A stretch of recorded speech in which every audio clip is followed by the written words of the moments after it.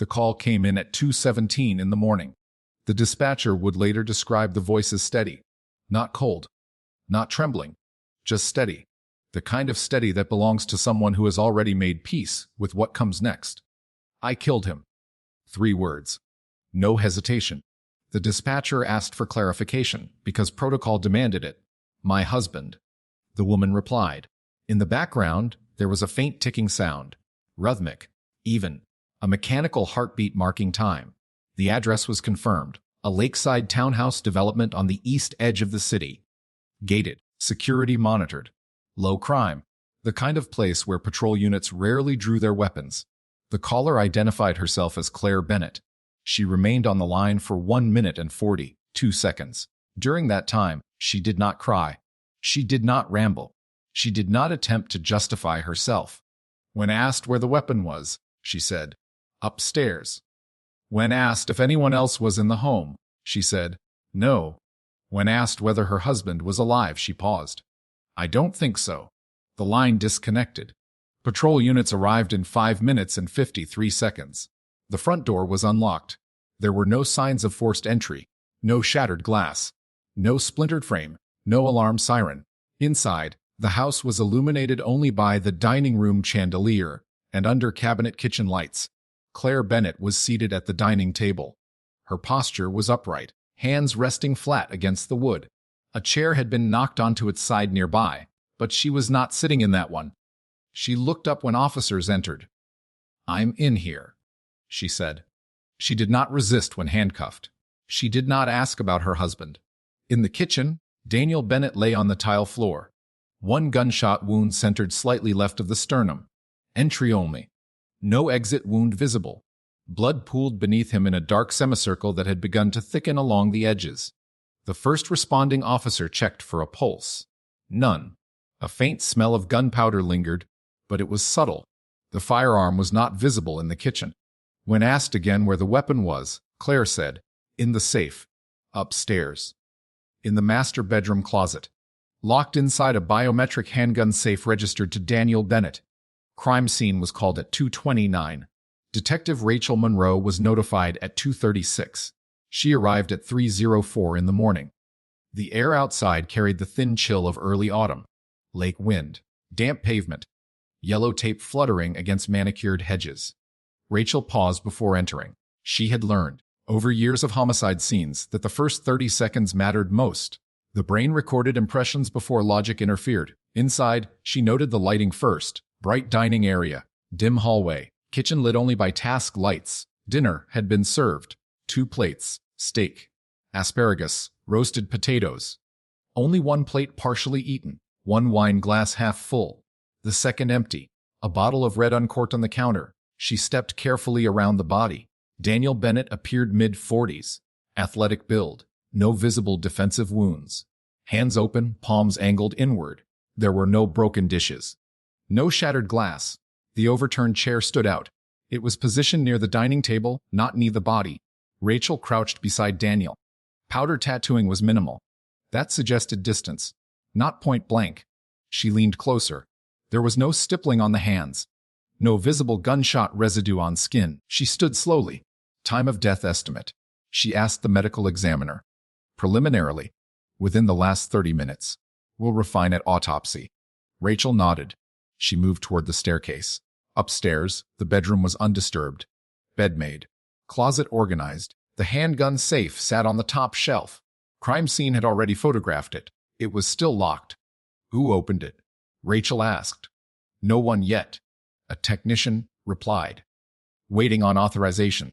Have Mrs. Bennett open it. Claire Bennett was brought upstairs in cuffs.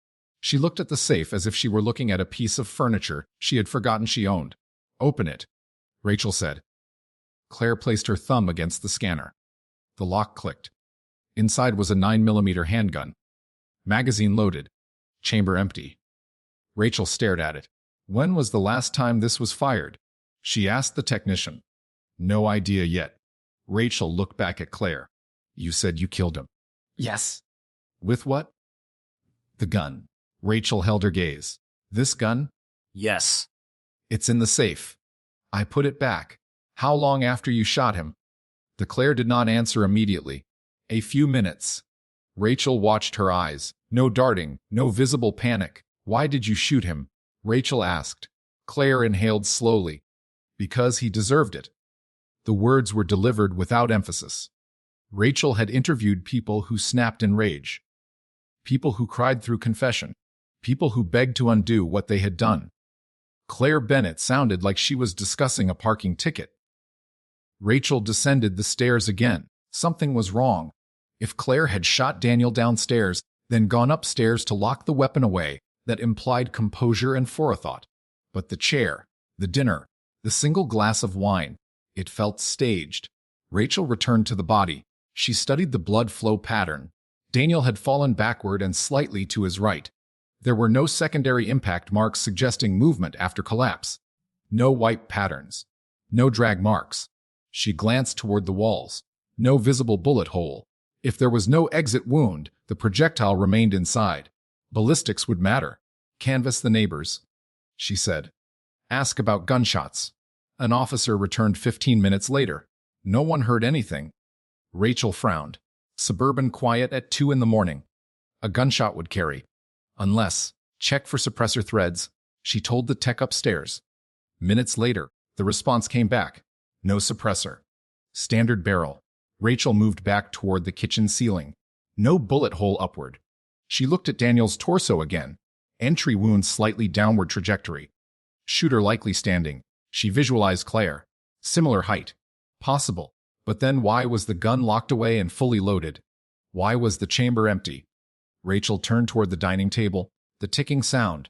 She found it on the wall. A decorative clock above the sideboard.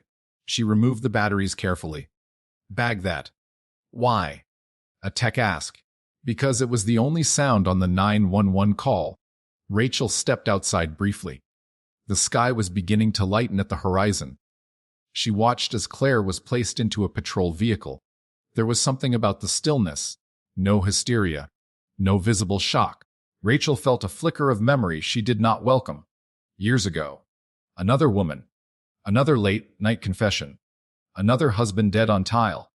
That case had ended in a conviction, and later, in doubt. Rachel had learned something painful from that mistake. Some people confessed to crimes they did not commit, and sometimes they did it for reasons that made more sense than murder. She returned inside. Forensics, she said. Run full residue tests on Mrs. Bennett. And her husband. Yes.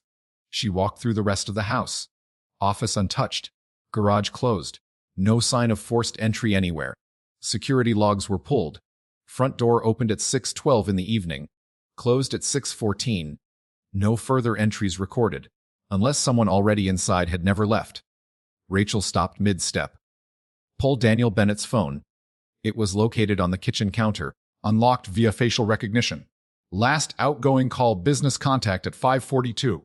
Last incoming Claire at 6:03. No calls after. She checked Claire's phone. No calls between 6 and 2:17. No texts. No searches.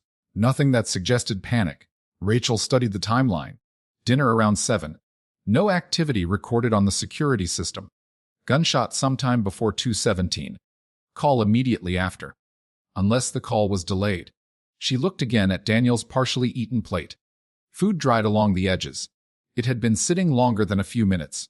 She pressed a gloved finger lightly against a potato. Cool, very cool. She looked at the steak, congealed fat. This meal had not been cooked within the last half hour. Temperature reading. She asked the medical examiner. Lever temp suggests death approximately 1 hour ago. Rough estimate. That would place time of death closer to 1:15, not 2:15. Rachel felt the shift. If Daniel had been dead for roughly an hour, why wait to call? She approached Claire again before transport. Why did you wait? Rachel asked. Claire blinked. I didn't. Medical examiner thinks he's been dead about an hour. Silence. Claire's jaw tightened for the first time. You said you shot him. Rachel continued. Did you? Less. At what time? Claire's eyes moved slightly to the left. Rachel noted it. I don't remember. That was the first crack. Rachel stepped back. As the patrol car pulled away, she stared at the house once more. Clean confession. Locked weapon. Cooling food. No gunshot heard. Time of death inconsistent with call. And a woman who appeared resigned, but not grieving. Back inside, Rachel stood in the kitchen alone. She imagined the sequence: dinner, argument, gunshot, silence. But the room did not feel like a fight. It felt paused, interrupted. She walked to the sink. Dry. No washed dishes. No water droplets. She opened the trash. Nothing recent. She moved toward the refrigerator. Opened it. Inside were leftovers from previous nights, neatly labeled. Claire Bennett was organized, methodical. She would not impulsively leave dinner half-eaten for hours without reason. Rachel closed the refrigerator. The ticking clock battery bag sat on the counter. She stared at it. Time mattered, and something about the time in this house was not telling the truth. Rachel turned to the lead tech. Full luminal sweep, she said. Every room. The tech nodded. As the chemical mist spread across tile and hardwood, faint patterns began to emerge in places where the eye could not see. And when the lights dimmed and the blue glow appeared, Rachel's breath slowed. There was more blood than just the pool beneath Daniel. Much more. But not where it should have been. And not in the pattern anyone expected. She stepped closer. The glow traced faint arcs across the kitchen threshold and continued toward the hallway. Toward the staircase. Upstairs. Rachel felt the tightening in her chest again. Claire Bennett had said she killed her husband. But the house was beginning to say something else. And houses did not lie. If you follow evidence over assumptions, subscribe now. And tell me in the comments, based on what you've heard so far, does the timeline feel intentional or accidental? By 4:20 in the morning, the house no longer felt like a home. It felt like a diagram. Yellow markers dotted the kitchen floor. Evidence tents numbered in quiet sequence. Photographs taken from every possible angle. Measurements logged in inches and fractions. The air carried the faint metallic tang of blood layered beneath chemical luminol. Detective Rachel Monroe stood near the base of the staircase, watching the forensic glow fade as lights came back on. The arcs were faint but undeniable. Diluted blood. Not enough to see with the naked eye. Enough to register under chemical reaction, and the pattern moved away from the kitchen, not toward it. Confirm that, Rachel said. The lead tech adjusted his angle. Transfer pattern. Small volume. Possibly tracked. Tracked by whom? We'll compare footwear impressions. Rachel looked at the tile near Daniel's body again. There were no visible bloody shoe prints in the pool, which meant one of two things. Either the transfer occurred before the main pooling, or it came from somewhere else entirely. She walked slowly up the stairs, each step deliberate. If Daniel had been shot in the kitchen at approximately 1:15, as the medical examiner's preliminary estimate suggested, and Claire called 911 at 2:17, that left roughly 1 hour unaccounted for. 1 hour inside a sealed home. 1 hour with a locked weapon placed neatly back inside a safe. 1 hour of silence. In the master bedroom, the luminol glow had intensified near the closet threshold. Rachel crouched. Photograph this again, she said. A faint smear, not a drip. Not cast off. A smear, low to the ground. She traced the visual line in her mind. It moved from the closet area, back toward the hallway, and then disappeared before reaching the top of the stairs. Not enough volume to suggest a second major injury, but enough to suggest movement. She stood, checked Daniel's clothing thoroughly. I want fiber comparison against upstairs carpet. The technician nodded. Rachel stepped into the closet. The safe shelf. Dust undisturbed except for the base of the safe. She looked at Claire's side of the closet. Everything organized, color-coded blouses, shoes aligned heel to wall. A woman who maintained control through order. She turned to the bed, perfectly made, no indentation. No rumpling. If there had been a struggle upstairs, it had not involved furniture displacement. She walked to the bathroom. Dry sink, dry shower, no discarded towels.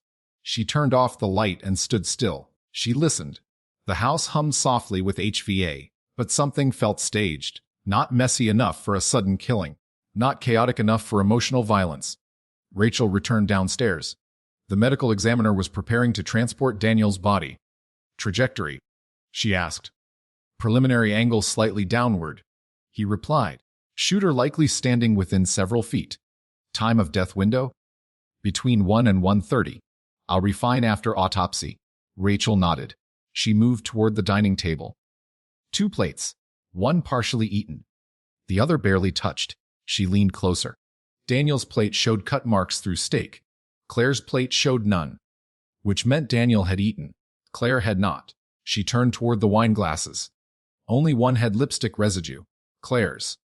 Daniel's glass had fingerprints but no lip pattern. Dust both. She instructed. She stepped back and reconstructed the scene mentally. Dinner served. Daniel eats. Claire does not. Gunshot. Daniel collapses. Weapon taken upstairs. Safe opened. Gun placed inside. Safe locked. Call made 1 hour later. But the luminal upstairs complicated that clean narrative. If Daniel had never been upstairs after dinner, whose blood was in the hallway? Rachel turned sharply. Run a presumptive on that upstairs luminal. Confirm it's human. Minutes later, the tech returned. Positive for human blood. Rachel's jaw tightened. She walked outside briefly as dawn began to break. The lake beyond the townhouses reflected pale gray light. Uniformed officers canvassed neighboring units. A jogger had passed through the development at 1:55. No gunshot heard. No raised voices. Security gate logs showed no vehicle exits between midnight and 2:30, which meant whoever was inside stayed inside. Rachel returned to the patrol vehicle where Claire sat awaiting formal processing. She opened the rear door. "Walk me through it," Rachel said. Claire looked at her calmly. "We were eating. And he told me he was leaving. For someone else." "Yes." "How long had you known?" "A few weeks." "And tonight you decided to shoot him?" "Yes." "With the gun upstairs?" "Yes." "You went upstairs first?" "No. I got it earlier." "When?" Claire hesitated. "Before dinner." "Why?" "I knew we were going to argue." Rachel watched her pupils. Minimal dilation. Breathing steady. "But the gun was locked in the safe when we found it." "I put it back." "After shooting him?" "Less." "You cleaned nothing." "I didn't try to hide it." "You waited about an hour before calling." "I didn't." Medical examiner disagrees. Claire's eyes flickered. For the first time, uncertainty surfaced. "I don't know what to tell you." Rachel leaned closer. "Did you go upstairs after he was shot?" "Yes." "Why?" "To put the gun away." "Did you step in blood?" "No." "Did he go upstairs at any point tonight?" "No." Rachel studied her carefully. "Claire, there's blood upstairs." A long pause. Claire swallowed once. "That's impossible." Rachel held the silence. Claire's composure did not shatter, but something beneath it shifted. "Rachel, step back. Take her in." Back inside, Rachel reviewed security system logs again. Motion sensor triggered at 6:14 when Daniel entered. No interior triggers after, which meant either the system did not monitor interior stair movement, or someone bypassed it. She checked panel configuration. Interior sensors were active, which meant if Daniel had gone upstairs after arming, it would have logged. Unless the system had been disarmed briefly. She checked the log again. At 12:58, the system showed a brief disarm. Duration 2 minutes, then rearmed. Rachel stared at the timestamp. "Who disarmed it?" she asked. "Code entry," Tech replied. "Registered to Daniel. Pull camera footage from that moment." Minutes later, hallway footage appeared on a tablet. At 12:58, Daniel walked into frame. He approached the panel, entered code. System disarmed. He turned and walked toward the stairs. Rachel leaned closer. The timestamp showed 10:00 hours when he disappeared upstairs. At 1:02, the system rearmed. But Daniel never reappeared in footage. Rachel's pulse slowed. If Daniel went upstairs at 12:58 and never came back down, then he was not shot at 1:15 in the kitchen. Unless the footage had been altered. "Verify video integrity," she said sharply. The tech nodded. "Check some matches." No tampering. Rachel looked back at the screen. Daniel ascended the stairs. No one else visible. System rearmed automatically after 2 minutes of inactivity, meaning Daniel likely rearmed it upstairs via mobile app. Or someone else did. Rachel felt the shape of something forming. If Daniel went upstairs shortly before 1, and Claire claimed he never did, then Claire was lying. But why confess to murder while lying about movement? She replayed the footage. Daniel's posture was tense. He carried his phone. Nothing else. No visible weapon. Rachel looked at the kitchen again. Daniel's body had been found downstairs, which meant he came back down at some point. But the footage did not show that. Any blind spots? Rachel asked. One camera covers foyer and staircase base, not upper landing. So if he came down slowly, hugging the wall, possible to avoid frame. Rachel exhaled slowly. Possible, but deliberate. She moved to the dining room clock. She checked its internal mechanism. Standard quartz movement. She compared its time to dispatch timestamp. It had been running approximately 9 minutes fast. 9 minutes. Rachel stared at the number. If Claire relied on that clock, she might believe less time had passed. Or more. Rachel stepped into the kitchen once more. She looked at Daniel's hands. No residue visible. But lab confirmation would matter. If Claire fired the weapon, there should be residue on her hands. Unless she washed. But no wet sink, no towel use. She looked at the trash again. Empty of wipes. She turned toward the garage. Closed. She opened it. Daniel's car present. Claire's car present. No third vehicle. No visible disturbance. Rachel stood in the center of the garage and considered a possibility she did not like. What if Daniel had not been shot in the kitchen? What if he had been shot upstairs and moved? But there were no drag marks. No heavy blood pooling upstairs. Only faint transfer, which suggested he was bleeding before reaching the kitchen. But not heavily, unless he was shot somewhere else entirely. Rachel returned inside. She looked at the arc pattern again. The faint smear upstairs. The subtle glow along the hallway. The lack of noise heard by neighbors. The suppressed sound question returned. She turned to the tech. Recover the projectile from autopsy. I want full ballistic comparison. She stepped outside again as the body was loaded into the van. Claire Bennett had confessed. But the physical story was fragmenting. Rachel felt the echo of that old case pressing at the edges of her thoughts. A woman who confessed too calmly. A timeline that did not hold. A truth that unraveled months later. She would not repeat that mistake. As the sun crested over the lake, casting pale gold light across the townhouse windows, Rachel made a quiet decision. This was not a simple domestic homicide. Claire Bennett either shot her husband, or she was protecting someone who did. And somewhere inside that one unaccounted hour, the truth was waiting. By 9:30 in the morning, the Bennett house was quiet again. Tape remained across the front door. A patrol unit sat at the curb. But the chaos had thinned into paperwork and silence. Detective Rachel Monroe stood inside the observation room at County Forensics as Daniel Bennett's autopsy began. She did not always attend. Today, she did, because time had already begun to bend in this case. The medical examiner, Dr. Harlan Weiss, dictated calmly into a recorder. Male. Mid-40s. Single penetrating gunshot wound to anterior chest.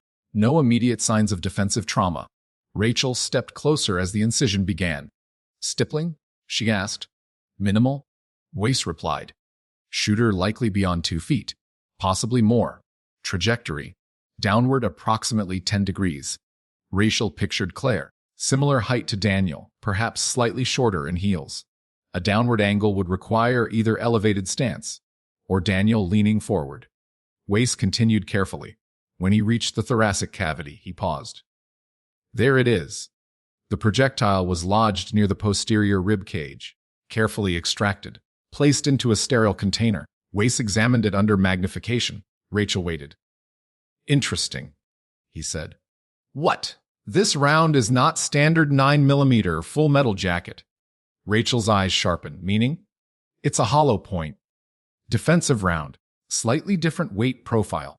Rachel felt the shift immediately. Daniel's registered handgun upstairs was loaded with full metal jacket rounds. Standard range ammunition. Are you certain? She asked. Weiss rotated the projectile under light. Yes. Pedal expansion consistent with hollow point impact. Rachel exhaled slowly.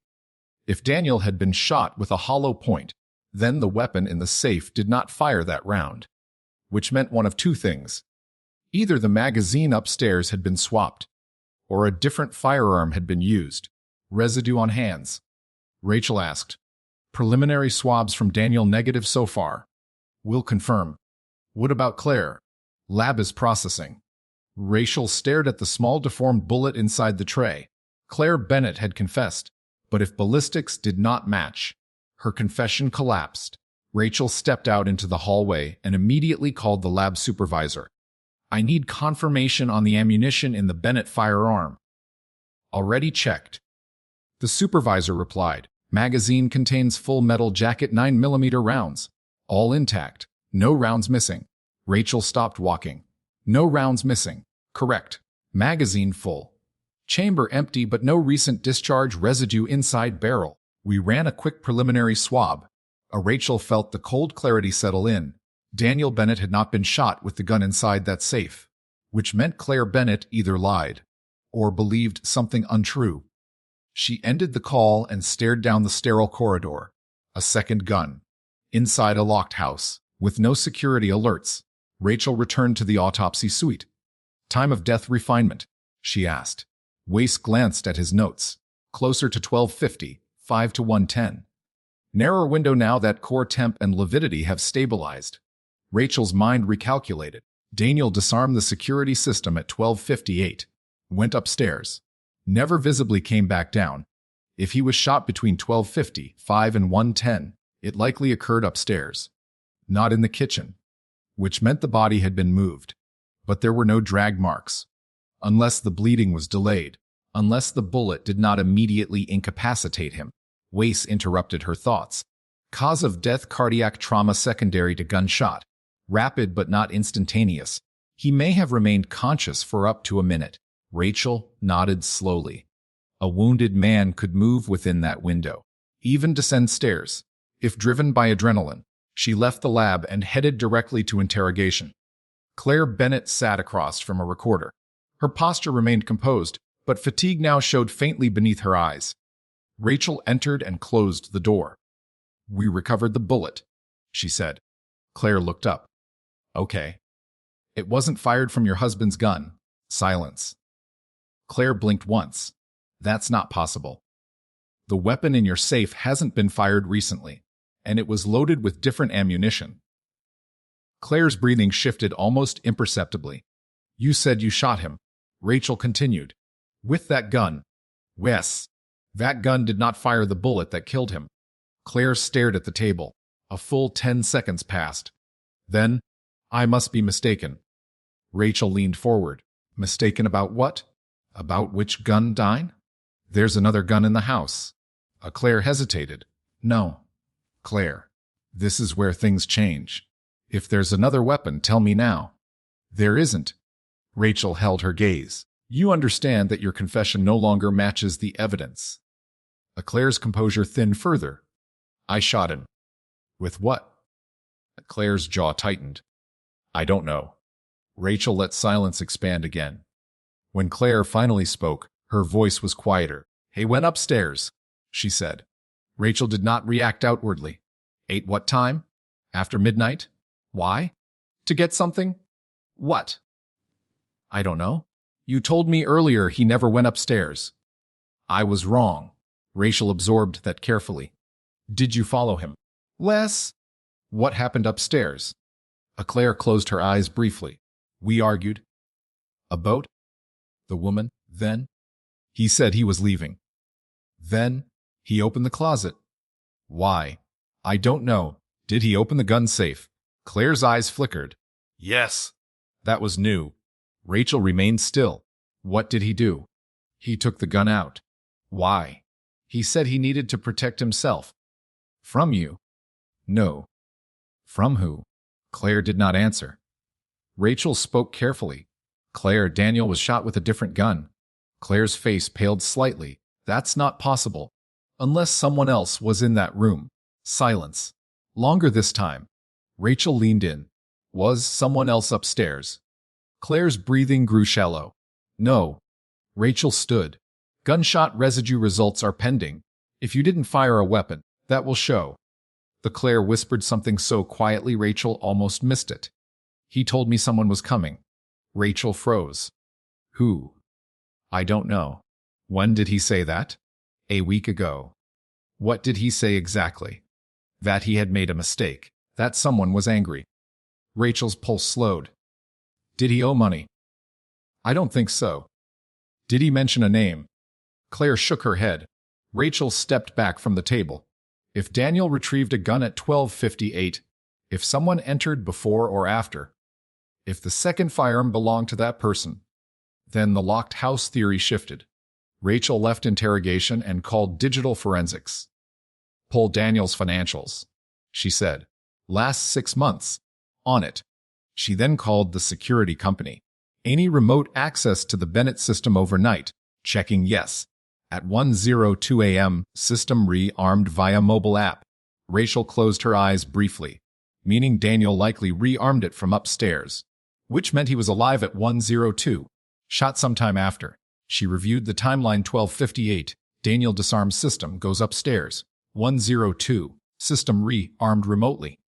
Approximately 1:05 to 1:10. Daniel shot. Approximately 2:17. Claire calls 911. 1 hour gap. 1 unaccounted firearm. 1 retracted confession. Rachel stared at the whiteboard in her office as she wrote the timeline in careful strokes. There was a gap upstairs. Something happened in that bedroom between 1:02 and 1:10, and Claire was not telling the whole truth. The lab called back. Gunshot residue on Claire's hands. Negative. Negative.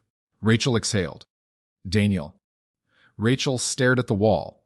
If neither had residue, then whoever fired the gun was neither of them, which meant a third party, inside a locked house. Without triggering alarms, Rachel felt the old memory surface again. Another case years ago. Another woman who confessed to shield someone. Another assumption that nearly destroyed a life. She would not assume again. She returned to interrogation one final time that afternoon. Claire, she said evenly, you did not fire a weapon last night. The Claire looked at her, and for the first time, tears welled. He told me to say I did. Rachel's stomach tightened. When? Before he died. Rachel sat down slowly. Explain. He said, if anything happened, I had to protect someone. Protect who? Claire's voice broke. Our son. Rachel's pulse stopped for half a second.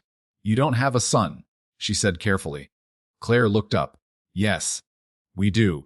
Rachel felt the ground shift. There had been no mention of a child. No bedroom set up for one. No toys. No records. Yet. Rachel asked. Claire whispered, Seth.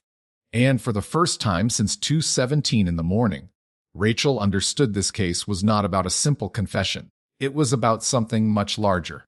And someone else who had not yet been seen. Detective Rachel Monroe did not react immediately when Claire said the word. Safe. She had learned that the first visible reaction from an investigator could close a witness down faster than any accusation. Instead, Rachel folded her hands on the table and spoke evenly. Claire, start at the beginning. Claire's composure had fractured now. Not dramatically, not theatrically, but the rigid control she had worn like armor since 2:17 in the morning had begun to splinter. We never told anyone, Claire said, about your son. Wes. How old? 7. Rachel's mind recalibrated instantly. 7 years old. There had been no children's furniture in the townhouse. No toys. No school bags. No framed drawings on the refrigerator. Where does he live? Rachel asked. Claire swallowed. Not here. We're with my sister. Why? Because Daniel said it was safer. Rachel leaned back slightly. Safer from what? Claire hesitated. From him. Rachel waited. From someone Daniel was afraid of. The room felt smaller. You need to be very clear with me right now, Rachel said. Who was Daniel afraid of? Claire shook her head slowly. I don't know his name. When did this start? About 3 months ago. Rachel stood and stepped out briefly, signaling for an officer to begin immediate verification of the sister's address and the existence of a child. If Claire was fabricating this, it would unravel quickly. If she was not, this case had just expanded beyond a domestic homicide. Rachel returned to the table. Tell me about 3 months ago. Claire exhaled. Daniel started taking calls outside. Late at night, he would step onto the patio, whispering, business. He said it was. Yeah. You didn't believe him? No. What changed? Night he came inside shaking. Shaking. Yes. He told me he had made a mistake. What kind of mistake? He wouldn't say. Financial. I think so. Rachel's phone buzzed in her pocket. She ignored it. Did he owe someone money? Less. How much? I don't know. A lot. Did he say the person's name? No. Did he describe them? He just said they don't forgive. Rachel held her gaze. And because of that, you sent your son away. Claire nodded. Daniel insisted. Rachel's phone buzzed again. This time she stuck out. The officer spoke quickly. We confirmed the sister. Name is Marissa Cole. Lives 2 hours north. There's a child registered at that address. Male. Age 7. Birth records confirm Daniel and Claire Bennett as parents. Rachel felt the shift fully settle. There was a child. Hidden, unreported in initial canvass because no one knew to ask. She returned to Claire. Why didn't you mention your son earlier? Because Daniel told me not to. Why? He said if anyone came asking questions, we had to pretend he didn't exist. Why would someone target your child? Claire's eyes filled again, because that's what they do. Rachel absorbed that. Who is they? Claire shook her head. I don't know. Rachel changed direction.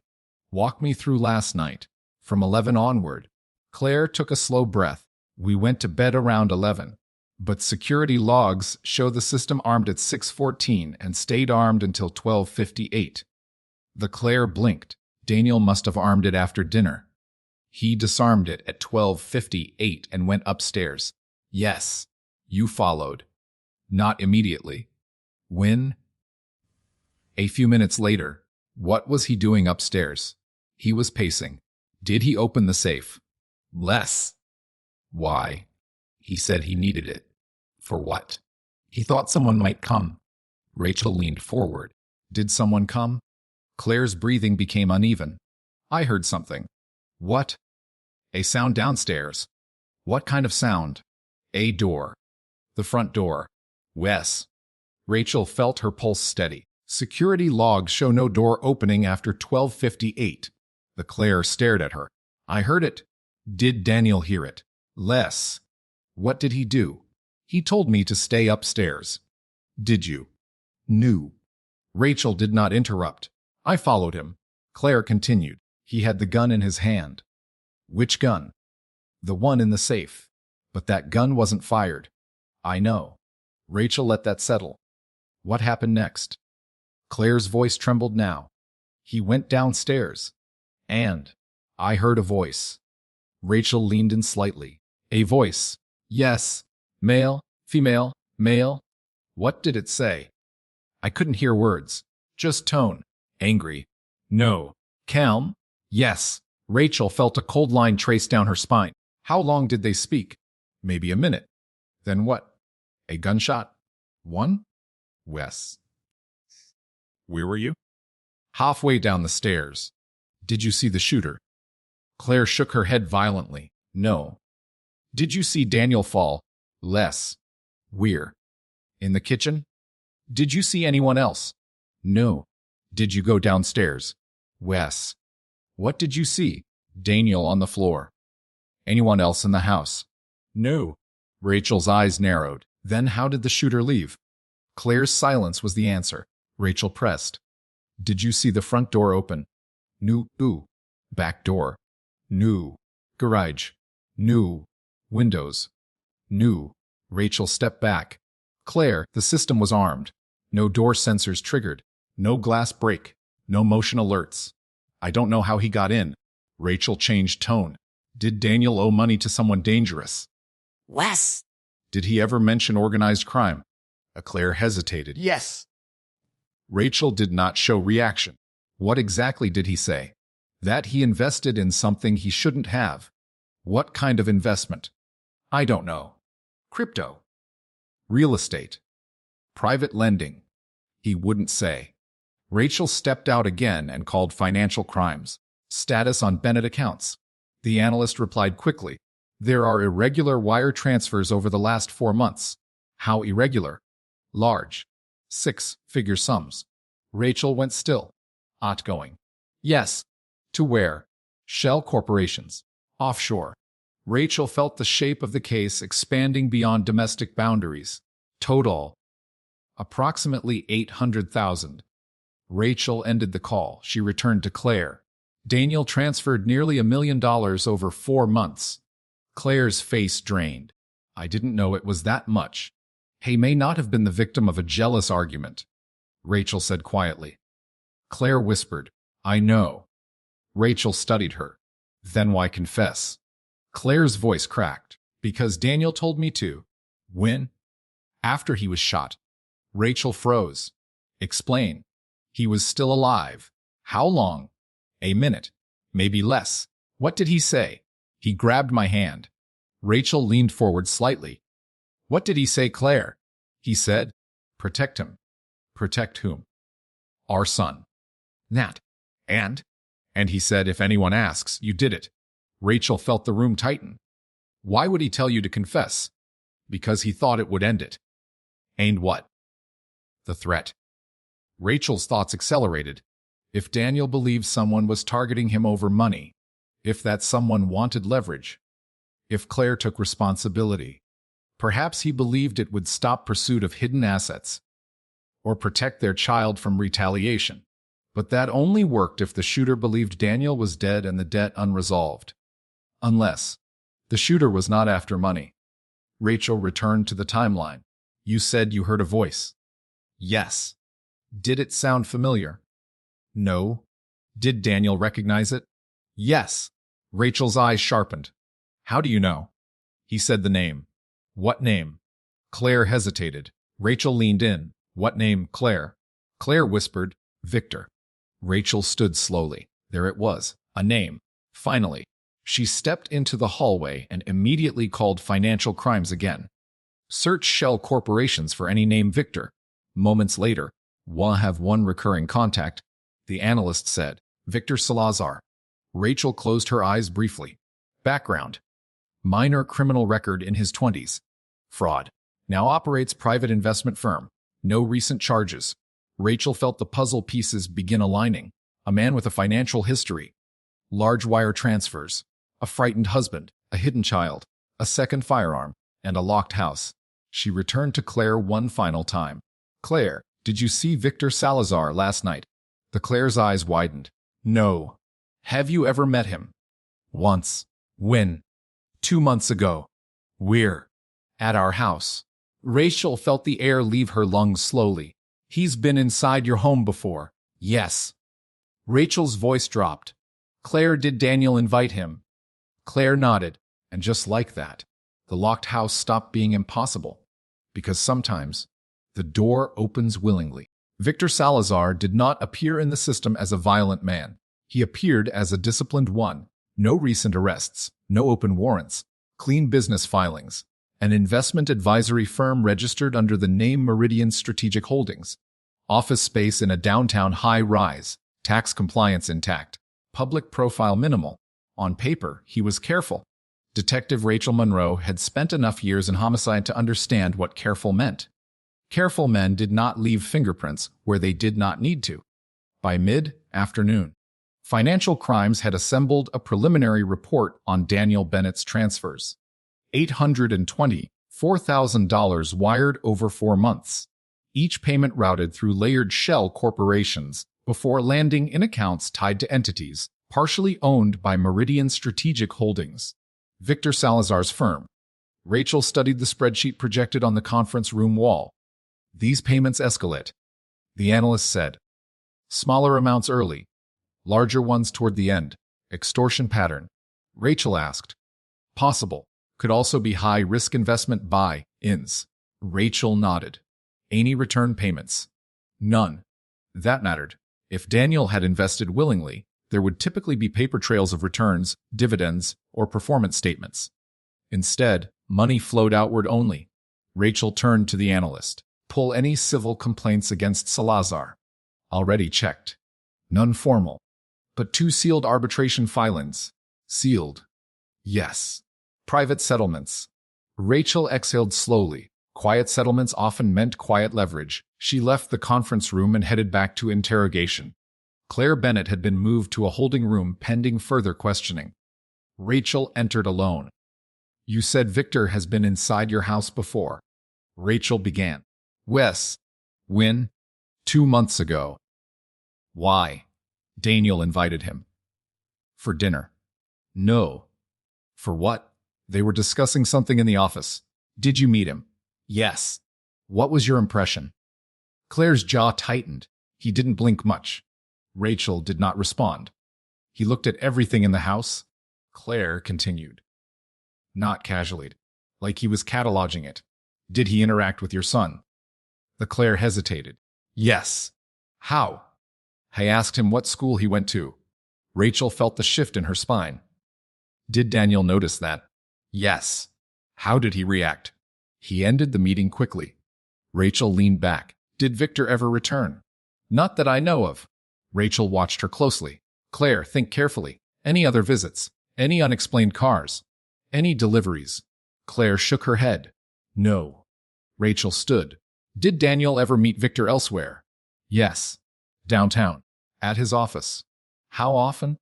I don't know. A few times. Rachel stepped out and called surveillance. I want footage from every camera within a 2-block radius of the Bennett townhouse between midnight and 2:30. That's a lot of footage. I know. She hung up. If Victor entered the gated community, he would have needed access. The gate logs showed no unknown vehicles overnight. Unless someone inside let him in earlier. Rachel returned to Claire. Was Victor given a gate code? Yes. Rachel stopped. Be whom? Daniel? Why? In case he needed to stop by. Rachel closed her eyes briefly. And was that code ever revoked? I don't know. Rachel stepped into the hallway again and called the security company. Pull all gate entries tied to secondary codes in the last week. Minutes passed. Then, have one, the operator said. Last night, 11:40, 3 p.m. entry under Bennett guest code. Rachel's pulse steadied. Vehicle description? Black sedan. Plate partially obscured on camera. Registered to a rental agency. Rachel exhaled slowly. What time did it exit? 2:20, 2 a.m. Rachel went still. 2:22. Claire called 911 at 2:17. The car exited 5 minutes later. Rachel's jaw tightened. If Victor entered at 11:43, that was before Daniel disarmed the system at 12:58, which meant Victor was already inside the development. Perhaps already inside the house. Rachel returned to Claire. Victor entered your gated community at 11:43 last night. Claire's face drained. That's impossible. Security logs say otherwise. Claire shook her head slowly. No. Did Daniel expect him? I don't know. Did you hear a car earlier? No. Did you leave the house at any point? No. Rachel studied her. If Victor entered at 11:43 and exited at 2:22, he had roughly 2 hours inside the community. The Claire whispered, he came. Rachel did not respond. Claire, Rachel said carefully, when you heard the voice downstairs, did you recognize it? Claire's breathing quickened. Yes. Was it Victor? A tear slid down Claire's cheek. Yes. Rachel let silence hold the weight of that admission. You told me you didn't see anyone. I didn't. But you heard him. Yes. Did Daniel say his name? Yes. What did he say? He said, Victor, please. Rachel felt the room narrow. Please what? He didn't finish. Rachel stood. Claire, why didn't you tell me this earlier? Because if I said his name, he would know. Rachel paused. He would know what? That I talked. Rachel stepped back slowly. Victor Salazar had entered the gated community at 11:43. Daniel disarmed the system at 12:58. Victor likely already inside. They meet upstairs. Argument. Gunshot between 1:02 and 1:10. Victor leaves at 2:22. Claire calls 911 at 2:17. 5-minute overlap, which meant Victor exited calmly after she reported the shooting, meaning he was not afraid of being seen. Rachel called patrol immediately. I want units at Meridian Strategic Holdings. Do not engage. Just observe. She hung up. Then she called the rental agency. Who rented the black sedan tied to plate fragment ending in 734? Pause. Victor Salazar. Rachel felt the confirmation settle like cold steel. She returned to Claire once more. Why did Daniel give him the gate code? Claire's voice trembled. Because he trusted him. And then? And then he realized he shouldn't have. Rachel held her gaze. Claire, why did you wait 1 hour to call 911? Claire broke. He told me to wait. Ooh. Victor. Rachel felt the temperature in the room drop. What did he say? He said if I called immediately, it would look staged. Rachel went silent. He told me to sit. Claire continued. He told me to wait. He said if I wanted my son safe, I would follow instructions. Rachel's breathing slowed. And then? He left. Ate what time? I don't know. Did he take the weapon? Yes. Rachel nodded slowly. That explains the second gun. Claire stared at her. He brought it. Did you see it? No. I heard it. Rachel felt the timeline lock into place. Victor arrives before midnight. Confrontation upstairs. Gunshot around 1:05. Daniel wounded. Claire descends. Victor threatens her. Tells her to wait before calling. Takes weapon. Exits at 2:22. Claire calls 911 at 2:17. Slightly earlier than planned. Rachel felt the slight discrepancy. Claire, she said carefully, security shows Victor exiting at 2:22. You called at 2:17. The Claire blinked. He told me to wait an hour. From what time? From the shooting. If the shooting happened at 1:05, an hour later would be 2:05. Claire looked confused. I don't know. Rachel studied her. The 9-minute fast clock. The confusion. Time distortion under trauma. Possible. But something still felt misaligned. Rachel stepped out again and called surveillance. Do we have exterior camera footage of the Bennett driveway? Yes. Send it now. The clip loaded. At 11:45, a black sedan rolled slowly into frame and parked along the curb. No one exited immediately. At 12:58, Daniel appeared briefly at the front door threshold, visible through side lights as he disarmed the system. He stepped back inside. At 1:08, a shadow crossed the upper window. Then nothing. At 2:19, the black sedan's headlights illuminated. At 2:22, it pulled away. Rachel paused the footage at 1:08. The shadow upstairs. 2 silhouettes. Close. Confrontational. She replayed it. Victor had been inside. This was no longer hypothetical. Rachel felt the case pivot from ambiguous confession to calculated coercion. But one detail remained unresolved. If Victor shot Daniel upstairs, how did Daniel end up downstairs? There had been no heavy blood upstairs. Only transfer traces. Which meant Daniel moved after being shot. Which meant he may have been alive longer than assumed. Which meant there was still something Claire had not said. Rachel returned to the holding room for the final time that day. Claire, she said quietly. After Daniel was shot, did he walk? Claire closed her eyes. Yes. Did he come downstairs on his own? Wes. Why? He told me to get the phone. Rachel felt the final piece begin to shift. Claire, she said evenly.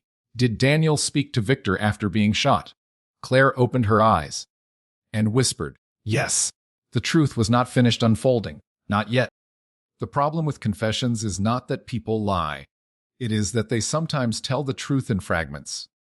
Detective Rachel Monroe sat across from Claire Bennett as the afternoon light thinned against the holding room glass. Victor Salazar was now under quiet surveillance. Financial crimes had frozen known accounts linked to Meridian Strategic Holdings. Patrol units had eyes on the downtown office tower. But Rachel did not move yet, because something still did not align. Start upstairs, Rachel said calmly. From the moment you reached the landing. Claire's hands were trembling now, though her voice fought to stay steady. I was halfway down the stairs when I heard Daniel say his name. Victor. Yes. What tone? Not angry. Not surprised. More like disappointed. Rachel noted that. Did Daniel know Victor was coming? Claire hesitated. I think so. That's different from earlier. You said you didn't know. I didn't. Not for sure. Claire swallowed. He received a text around 11:30. From Victor. Yes. What did it say? He didn't show me, but I saw the name. Did Daniel leave the house after that? No. Did he unlock the door? I didn't see. Rachel filed that away. Security logs showed no front door trigger, but the interior motion sensors were limited. If Daniel had manually unlocked the door without fully opening it beyond sensor threshold, that might explain lack of log. Continue. Rachel said. He went upstairs at 12:58. You followed minutes later? Wes? When you reached the landing, what did you see? Victor standing near the closet. Inside the bedroom? Les. Daniel had opened the safe. Wes. Was the gun out? Wes. In whose hand? Daniel's. Rachel leaned forward slightly. Was Victor armed? I didn't see a gun. Did Daniel point his gun at Victor? Yes. Did Victor react? He didn't flinch. Rachel's pulse slowed. That detail mattered. What did Victor say? He said Daniel owed him more than money. Rachel did not interrupt. He said he owed him loyalty. Loyalty to what? I don't know. Then, Daniel told him it was over, that he had proof. Rachel felt something sharpen. Proof of what? That Victor wasn't just running investments. Meaning. He said he knew about the other accounts. Rachel's mind shifted direction. Other accounts. Yes. Claire. Did Daniel tell you what that meant? No. He just said Victor was using investors as fronts. For what? I don't know. Rachel did not fill the silence. And then, she asked softly. Victor smiled. How? Like he wasn't worried. Did he move toward Daniel? Wes? How close? Very. Did Daniel fire his gun? No. Why not? I don't know. Rachel's jaw tightened slightly. Then what happened? Claire's breathing became uneven. Victor said, you should have stayed quiet. And then, there was a flash. From where? From Victor's hand. Left or right? Right. Rachel held still, so Victor was armed. Yes. Did Daniel fire at all? No. Are you sure? Yes. Did you hear more than one shot? No. One shot only. Yes. Rachel visualized the room. Daniel holding his own firearm. Victor steps close. Produces a second weapon. Fires once. Downward trajectory. Daniel hit center chest. What did Daniel do? Rachel asked. He staggered. Backward. Yes. Toward the door. Yes. Did he fall upstairs? No. He remained standing. For a moment. Idle long. I don't know. Seconds. Did Victor say anything after the shot? Yes. What? He said. Now you understand. Rachel felt the words settle heavily. And then, Daniel looked at me. Rachel leaned forward slightly. What did he say? He said, go downstairs. Why? He didn't say. Did Victor stop you? No. Did Victor follow Daniel downstairs? Yes. Rachel processed that carefully. So Daniel was shot upstairs. Then walked downstairs. Yes. How much blood upstairs? Not much. That aligned with luminol findings. What happened when Daniel reached the kitchen? He fell. Immediately. Yes. Did Victor approach him? Yes. What did he do? He knelt down. Why? I don't know. Did he speak? Yes. What did he say? He said, you had your chance. Rachel's mind moved quickly. Was Daniel conscious? Less. For how long? Maybe 30 seconds. Did Victor shoot again? No. Rachel narrowed her eyes. Then why kneel? Claire hesitated. He searched him. For what? His phone. Rachel's pulse ticked upward. Did he find it? Yes. What did he do with it? He took it. Rachel froze. Daniel's phone had been found in the kitchen earlier. Which meant, Claire, Rachel said evenly. Daniel's phone was at the scene. The Claire blinked. He must have put it back. Ooh. Victor. Rachel felt the logic fracture. Why take a phone and then return it? Unless he deleted something. Did you see him use it? Wes. What did he do? He opened something. What? I don't know. How long did he have it? A minute. And then, he placed it back on the counter. Rachel's thoughts accelerated. If Victor accessed Daniel's phone, he may have deleted records or triggered something remotely. After that, Rachel asked. Victor stood up. Did he threaten you? Yes. What did he say? He said if I called police immediately, my son would disappear. Rachel felt the cold clarity return. So he instructed you to wait. Wes? How long? An hour. From what point? From when Daniel stopped breathing. Rachel recalculated. Time of death approximately 1:10. An hour later would be roughly 2:10. Claire called it 2:17. 7-minute discrepancy. The fast clock. Shock. Possible. Did Victor wipe anything down? Rachel asked. No. Did he touch the gun upstairs? No. Did Daniel still have his gun when he came downstairs? No. Where was it? Upstairs. In the closet? Yes. Did Victor handle it? No. Rachel stared at her. Claire, why didn't Victor take Daniel's gun? I don't know. Rachel considered the possibilities. If Victor had his own weapon, he had no need to take Daniel's. Leaving Daniel's gun untouched avoided ballistic confusion, except he had not expected forensics to differentiate ammunition types so quickly. Rachel asked one final question. Claire, did Daniel say anything else before he died? Claire's composure shattered completely. Yes. What? He said. It's in the lake. Rachel went still. What is in the lake? I don't know. Did he explain? No. Did Victor hear him say that? I don't know. Rachel leaned back slowly. If Daniel had hidden something Victor wanted, and referenced the lake, then this was no longer solely about debt. It was about leverage. Rachel stood. Claire, this is the first time you've told the story fully. Claire nodded weakly. I was afraid. Rachel believed that part. She stepped into the hallway and immediately called the dive unit. I need sonar mapping of the lake behind the Bennett property. What are we looking for? Anything recently submerged. She ended the call and moved toward digital forensics. Full recovery of deleted data from Daniel's phone. Assume manual wipe around 1:15 a.m. The analyst nodded. Rachel returned to her office and stared at the timeline again. Victor arrives before midnight. Confrontation upstairs. Shot fired around 1:05. Daniel descends. Final words, it's in the lake. Victor accesses phone. Threatens Claire. Leaves at 2:22. Claire calls 911. But something still lingered. If Victor was so careful, why risk being seen entering the gated community under his own rental? Why not use a proxy? Unless he believed Daniel would comply. Unless he did not intend to kill him initially.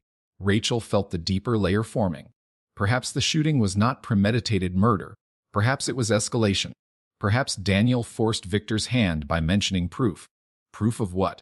Rachel's phone buzzed. Digital forensics. We recovered a partially deleted folder from Daniel's cloud backup. What's in it? Video file. Timestamp 3 days ago. Send it. The file loaded. Rachel watched as Daniel Bennett appeared on screen. He looked exhausted. Sweat visible at his temples. He spoke directly into the camera. If you're seeing this, something went wrong. Rachel's pulse slowed. Victor Salazar isn't running investments. Daniel continued. He's laundering funds for private buyers. He pressured me to route money through my accounts. I recorded everything. Rachel felt the weight settle. He threatened my family. Daniel said in the recording. So I made a backup. Rachel paused the video. Backup, not the phone, not the cloud, something else. And his final words. It's in the lake. Rachel stood slowly. Victor had not come for money. He had come for the evidence. And Daniel had hidden it somewhere Victor did not expect. Underwater. The case had just shifted from coercion to organized financial crime to potential conspiracy, and the lake behind the townhouse was about to become a crime scene. By dusk, the lake behind the Bennett townhouse no longer looked decorative. It looked strategic. Detective Rachel Monroe stood on the narrow strip of maintained grass that sloped gently toward the waterline. The surface reflected the fading orange of the sky, deceptively calm. The same calm Claire Bennett's voice had carried at 2:17 in the morning. Behind Rachel, the dive unit unloaded sonar equipment from a van. Portable floodlights were positioned along the shoreline. Crime scene tape extended past neighboring properties to prevent curious residents from gathering. If Daniel Bennett's final words were accurate, "It's in the lake," then whatever Victor Salazar had come for might still be there. Rachel replayed the recovered video in her mind. "He's laundering funds for private buyers. I recorded everything. Recorded. Backup. Hidden." Rachel crouched near the water's edge. The Bennett property backed directly onto the lake, separated only by a short retaining wall and a metal ladder bolted into the concrete for small watercraft access. No private dock. No boathouse. Just controlled community access. "Sonar sweep starting grid pattern now," the dive supervisor said. Rachel nodded. "How deep?" "Near. Shore about 6 feet. Drops to 12 near the center channel." Rachel looked across the darkening surface. If Daniel hid something here, it needed to be waterproof. Weighted. Deliberately placed. Focus within 30 feet of this ladder. Rachel instructed. If Daniel had hidden evidence recently, he would not risk swimming deep under surveillance cameras or neighbors' sightlines. He would act quickly, efficiently. A portable monitor lit up beside the dive supervisor as sonar mapping began. The first pass showed natural debris, branches, sediment ridges. Second pass, more of the same. Rachel remained still. Third pass, a shape, rectangular, near the lake but approximately 20 feet from the Bennett ladder. "Hold," Rachel said quietly. The diver adjusted angle. The object appeared again. "Clean edges, not natural. Depth?" Rachel asked. "Approximately 8 feet." Rachel exhaled slowly. "Mark it." Within minutes, a diver slipped beneath the surface. The water closed over him. Rachel watched the small ripples spread outward. She imagined Daniel standing here days ago, possibly at night, possibly alone, lowering something into the dark water with the knowledge that if he failed, his family would pay. The diver resurfaced several long seconds later. "I have it," he called out. A waterproof black case broke through the surface, medium-sized, pelican style, weighted with attached chain. Rachel stepped forward as it was hauled onto the grass. The case was sealed. Mud clung to its edges. "Photograph before opening," she instructed. Flash strobes illuminated the dark casing. The seal was intact. Rachel nodded. "Open it." The latch clicked. Inside, 2 external hard drives, a stack of sealed documents inside plastic sleeves, and a small envelope. Rachel felt the air thin slightly. Gloves on, she lifted the envelope first. Inside was a handwritten note. She read it silently. "If anything happens to me, this goes to law enforcement. Signed, Daniel Bennett." Rachel looked up. "New," she said quietly. She moved to the drives. "Digital forensics. Immediate priority. Offline extraction. No network contamination." The supervisor nodded. The documents were examined next. Bank routing records. Account statements. Shell company structures. Rachel scanned one page quickly. Funds routed through multiple accounts before landing in offshore trusts. The names listed were not just individual investors. They were corporate entities. Political donors. Private equity firms. The scope widened instantly. This was not just Victor Salazar. This was infrastructure. Rachel stood slowly. Victor had come to retrieve this. Daniel had anticipated that. Which meant Daniel did not intend to comply fully. Which meant the confrontation upstairs was not simply extortion. It was betrayal. Rachel's phone vibrated.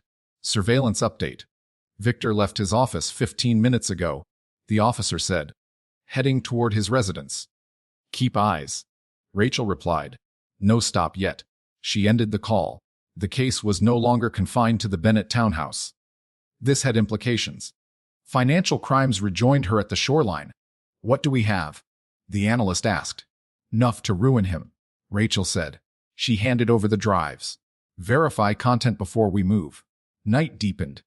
Floodlights cast long shadows over the water. Rachel remained by the lake as digital forensics began preliminary extraction inside a mobile lab van parked nearby. Minutes stretched. Then, the analyst stepped out. "It's real?" he said. "What specifically?" "Ledger spreadsheets. Recorded conversations. Encrypted transaction logs." "Recorded how?" Audio files. Rachel felt her pulse steady. Play one. Fed. The first audio file was opened. Daniel's voice, tense, then another voice, calm, measured. Victor. Rachel listened. You move the funds exactly as instructed. Victor said in the recording. If you hesitate, the arrangement changes. Daniel replied. You said this was clean. It is clean. Victor responded.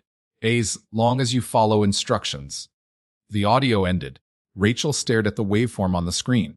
How many files? She asked. Dozens. She nodded slowly. Victor had underestimated Daniel, or he had believed intimidation would override caution. Rachel stepped outside again. The air had cooled significantly. She stared across the lake.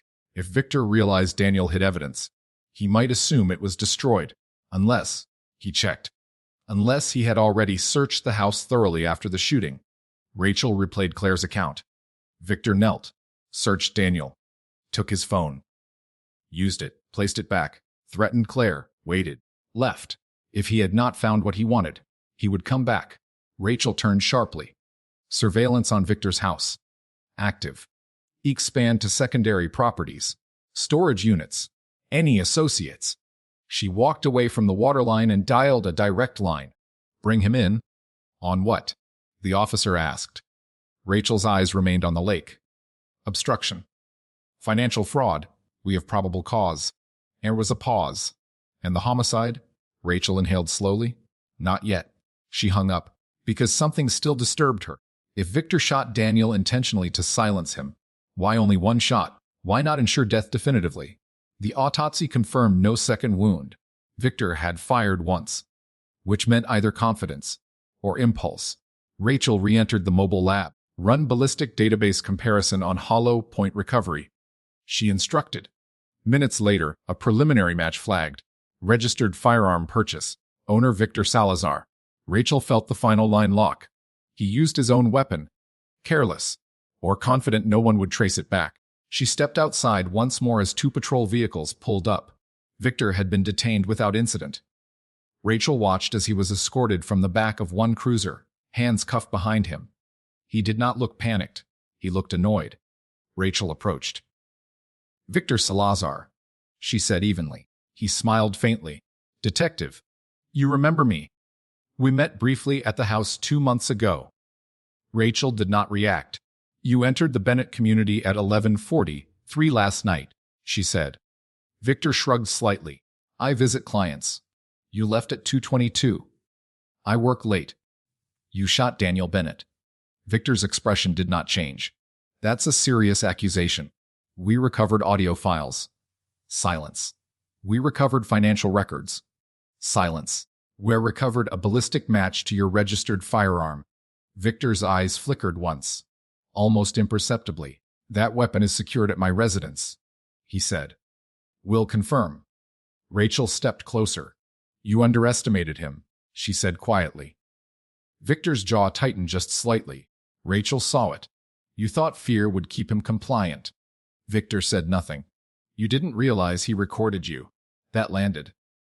Victor's composure cracked for half a second. Rachel saw the calculation behind his eyes. She leaned in. You also didn't realize he hid it in the lake. Victor's silence deepened. Rachel stepped back.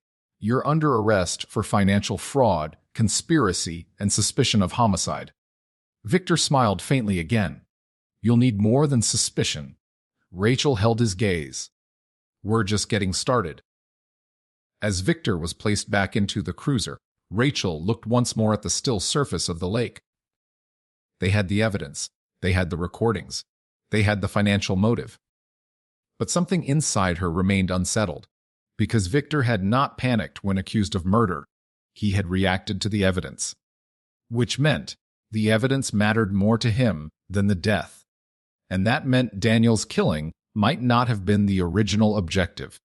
Which meant the truth of that upstairs confrontation might still hold one more layer. Victor Salazar did not ask for a lawyer immediately. That alone told Detective Rachel Monroe something important. Men who believe the evidence is weak ask for counsel right away. Men who believe they can still control the narrative talk first.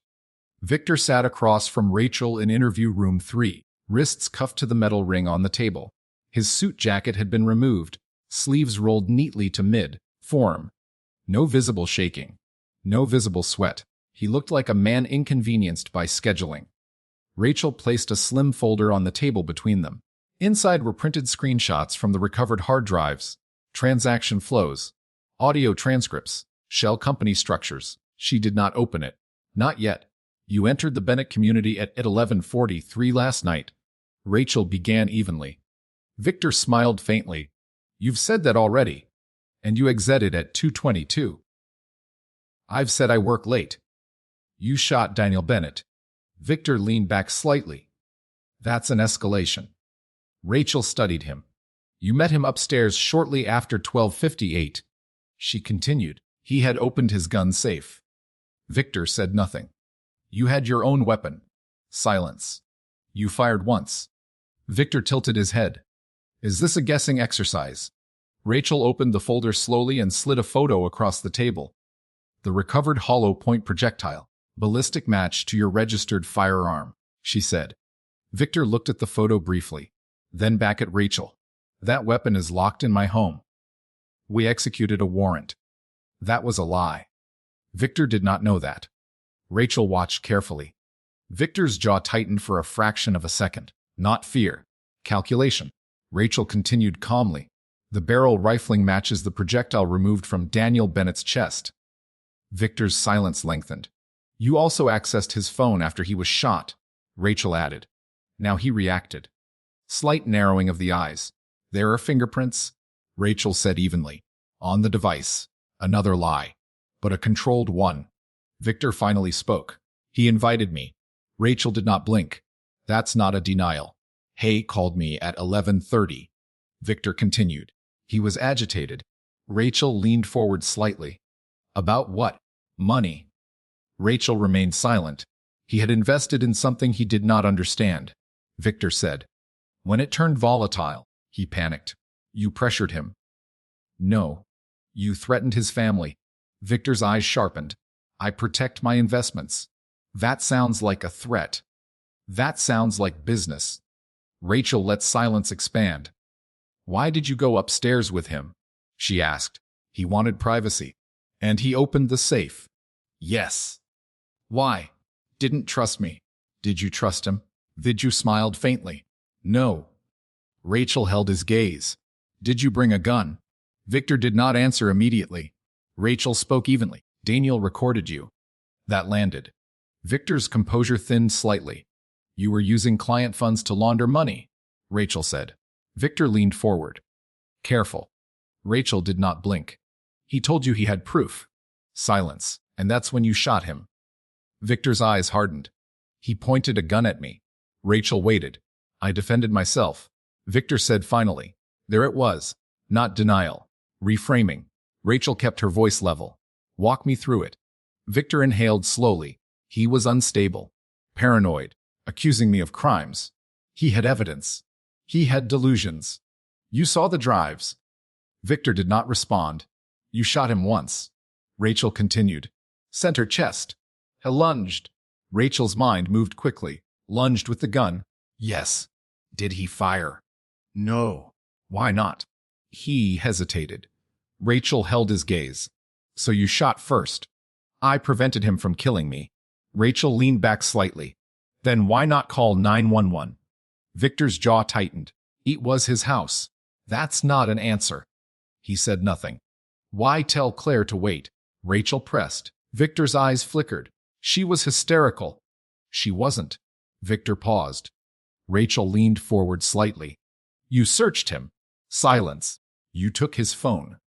Victor's nostrils flared almost imperceptibly. You looked for the evidence he threatened you with. Victor said nothing. You didn't find it. Rachel continued. Silence deepened. And that's why you're still calm. Rachel said quietly. Victor's eyes snapped to hers. Rachel saw it.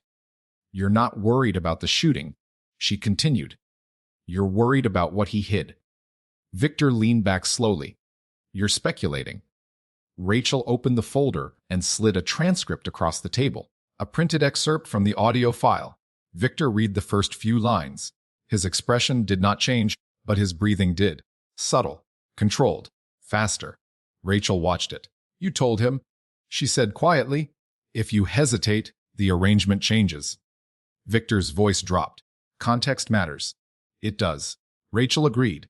That recording is incomplete. Rachel paused. Incomplete. Victor's eyes flickered again. Rachel felt the shift. What's missing?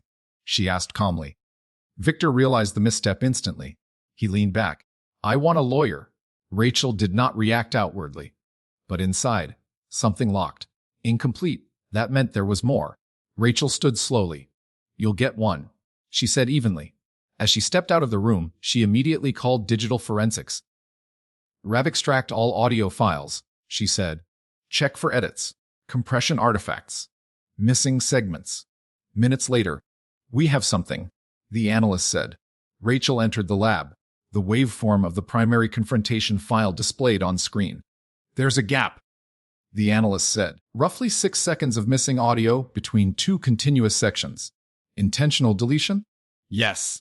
Manual splice. Rachel felt the chill settle in. Play it as is. The recording played. Victor's voice. You move the funds exactly as instructed. E-cut. Then, gunshot. Then chaos. Rachel stared at the timeline. The gap occurred seconds before the shot. What was said in that gap? She asked. We can't recover it cleanly, the analyst replied. But we enhanced residual noise. Static filled the room. Then faint voices. Daniel's voice. You can't threaten my son. Victor's voice. You think this is about your son. Static. Then, it's about them. Rachel's pulse slowed. Them plural. Victor wasn't acting alone. Rachel turned back toward the interrogation room. Victor Salazar had shifted from self-defense to damage control, and the missing 6 seconds suggested something larger than personal financial fraud. Rachel returned to the observation window outside interview room 3. Victor sat alone now, still composed, still calculating. Rachel's phone vibrated. Financial crimes. We traced secondary accounts tied to the drives, the analyst said. They connect to multiple high-profile entities. How high-profile? Federal-level donors. Corporate boards. Offshore trustees. Rachel closed her eyes briefly. This was not small. This was systemic. Daniel had stumbled into something far beyond a bad investment. Victor had been the intermediary, the collector, but not necessarily the architect. Rachel made a decision. She re-entered the interrogation room. Victor looked up calmly. You're not the top, she said. He smiled faintly. You don't know what you're talking about. Rachel leaned in. The missing audio mentions Autumn. Victor's composure flickered. You shot Daniel because he was going to expose more than you, she continued. Silence. You were protecting someone. Victor said nothing. Rachel stepped closer. And if you don't cooperate, they will let you take the fall. That landed. For the first time, Victor's confidence wavered. Just slightly. Rachel saw it. You're not the only one exposed by those drives, she said quietly. Victor's jaw tightened. Rachel leaned in one final inch. And I think you just realized that. Victor Salazar asked for his attorney at 7:12 p.m. By 7:20, that request had been logged, and questioning paused. Detective Rachel Monroe did not argue. She did not need to, because the pressure point had already shifted. It was no longer about proving Victor fired the shot. It was about proving he had motive beyond self-defense. And motive was widening. Rachel stood in the observation room, watching Victor through the glass.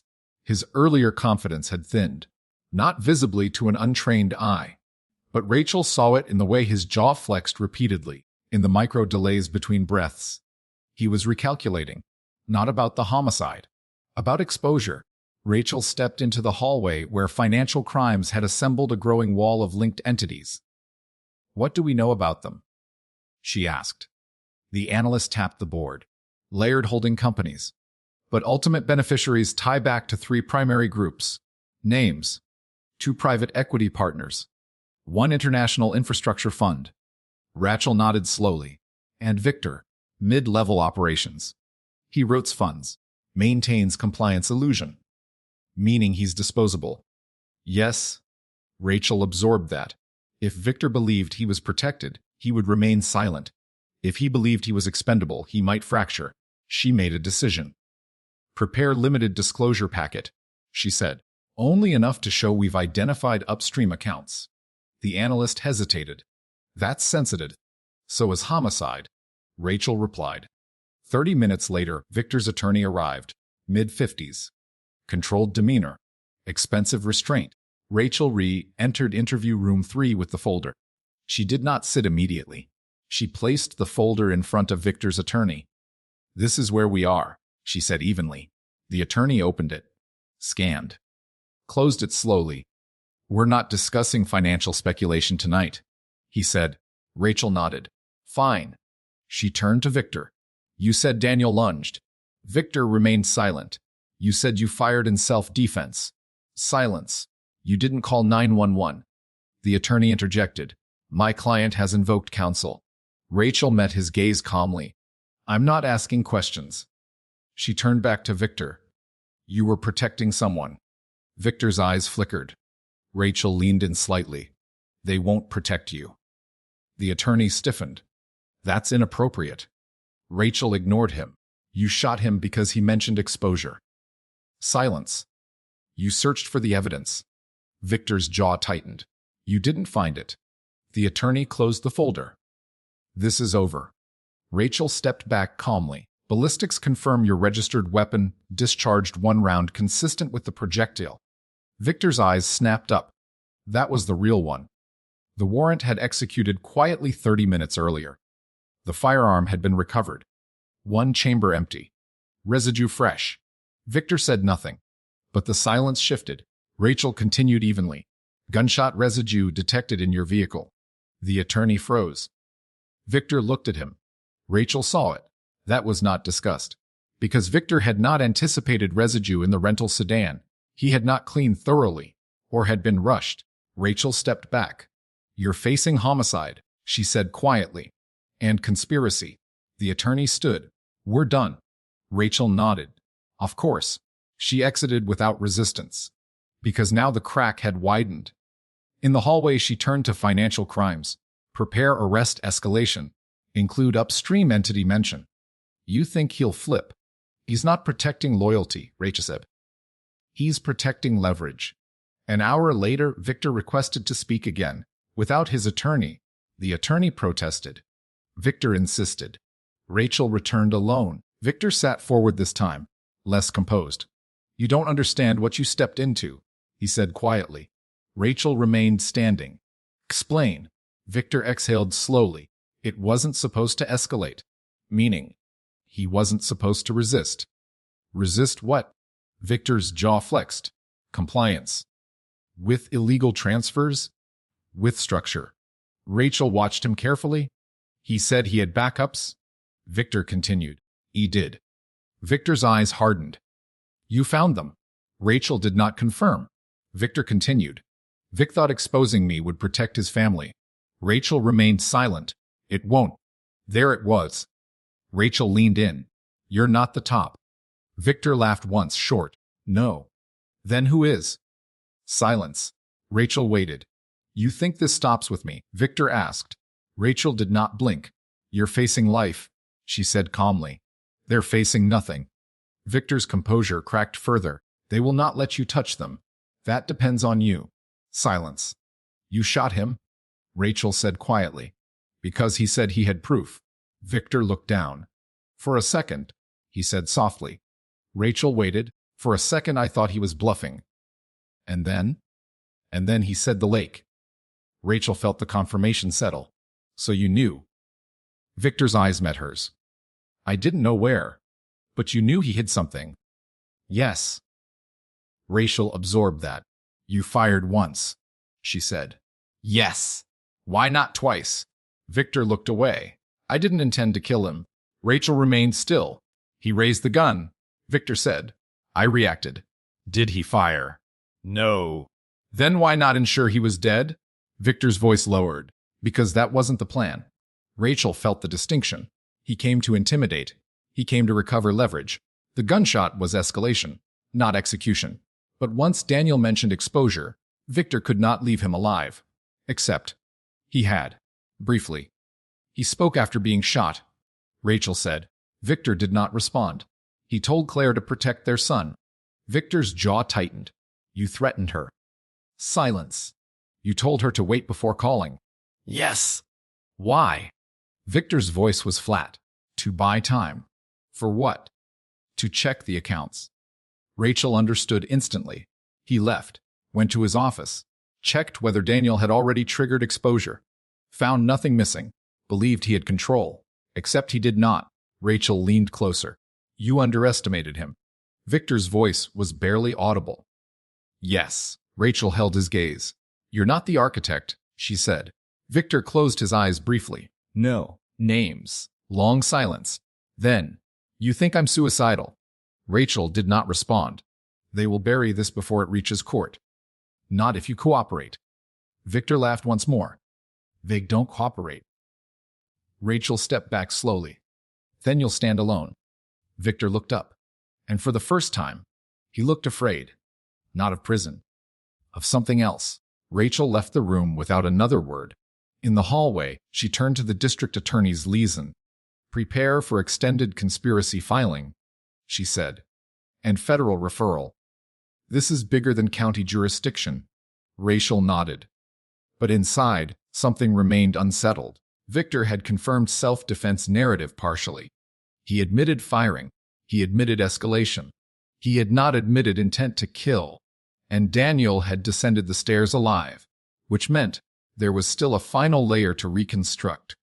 Rachel returned to the Bennett house that night. Alone, she stood at the base of the staircase and looked upward. She imagined Daniel, wounded, moving down step by step. She imagined Victor following. She imagined Claire frozen halfway. But something about the blood pattern still bothered her. The upstairs smear, the minimal pooling, the downward trajectory. She replayed the autopsy details in her mind. Downward angle 10 degrees. If Victor stood upright and Daniel lunged, angle might vary, but 10 degrees suggested slight elevation, which meant shooter slightly higher. Rachel walked upstairs slowly. She stood inside the bedroom, measured distance from closet to doorway, measured approximate angle. Then she looked at the landing. There was a slight elevation change near the hallway threshold. Half-step difference in floor level. If Daniel stood one step lower, Victor one step higher. The downward angle aligned precisely. Rachel exhaled slowly. Self-defense plausible, but not complete, because Daniel had not fired, which meant Victor shot first. Escalation, not reaction. Rachel stood still in the quiet bedroom, and she realized something else. Victor had said it wasn't supposed to escalate, which meant someone else had expectations. Instructions. Limits. Rachel looked toward the lake through the bedroom window. This case was not ending with Victor's arrest. It was just beginning to widen, and the people above him would soon realize Daniel Bennett had recorded more than just threats. The narrative had begun with a confession. It would not end with one. 3 days after Victor Salazar's arrest, the Bennett case no longer sat solely on the homicide desk. Federal investigators had arrived quietly. Financial crimes had expanded their wall of connections into a web that stretched across jurisdictions. The 2 private equity partners tied to the shell entities had retained counsel within hours of receiving preservation notices. Victor remained in county holding, and Claire Bennett was no longer charged. Detective Rachel Monroe stood in the district attorney's conference room as the final charging structure was outlined. Homicide, 2nd degree. The prosecutor said. Intentional discharge causing death. Self-defense claim weakened by pre-armed entry and financial coercion. Conspiracy, Rachel added. Multiple counts. And federal referral? In progress. Rachel nodded once. Because the homicide was now only one branch of a much larger structure. But the homicide still mattered. Claire Bennett sat across from Rachel later that afternoon, no longer in cuffs. Her posture was different now, less rigid, less defensive. Exhausted, but no longer braced. You're not being charged, Rachel said evenly. Claire closed her eyes briefly. I know. You obstructed initially. I was afraid. I believe that. Claire looked at her carefully. You didn't at first. Rachel held her gaze. No, she said honestly. I didn't. Claire nodded once. You confessed? Rachel continued. Even though you didn't pull the trigger. He told me to protect our son. Rachel paused. You waited to call 911 because Victor threatened you. Yes. Rachel studied her. You understand that waiting could have cost Daniel his life. Claire's eyes filled. I know. The medical examiner's final report had confirmed what Rachel already suspected. Daniel Bennett died from internal hemorrhage. Rapid, but not instant. If emergency response had been called immediately after the shooting, survival odds would have been low. But not zero. That detail would live quietly inside the margins of this case. Rachel did not voice it again. Instead, she shifted. Daniel didn't just record Victor, she said. Claire looked up. He recorded himself. Multiple statements. Safeguards. Time-stamped uploads. Claire's breathing slowed. He knew. She whispered. Yes. He was trying to fix it. Rachel did not respond. Because sometimes intent did not erase consequence. Victor's attorney had shifted strategy within 48 hours. Self-defense. Financial dispute reframed as high-risk investment fallout. Claim of panic. Claim of mutual escalation. But the audio files, particularly the enhanced segment, had fractured that defense. You think this is about your son? It's about them. Those words would matter in court, because they suggested motive beyond immediate threat. They suggested protection of a structure. Rachel stood alone later that evening at the lake behind the Bennett property. The dive markers had been removed. The water surface had returned to stillness.